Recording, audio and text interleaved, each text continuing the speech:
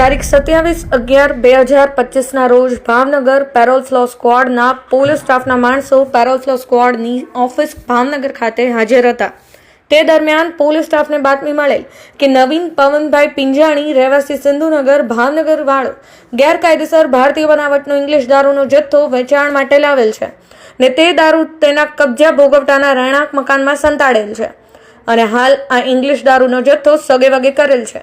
જે હકીકત આધારે બાતમીવાળી જગ્યાએ તપાસ કરતા નીચે મુજબના માણસ નીચે મુજબના ઇંગ્લિશ દારૂના જથ્થા સાથે મળી આવેલ. તેના વિરુદ્ધ ઘોઘા રોડ પોલીસ સ્ટેશનમાં પ્રોહિબિશનની કલમો હેઠળ ગુનો દાખલ કરી આગળની કાર્યવાહી હાથ ધરવામાં આવેલ છે.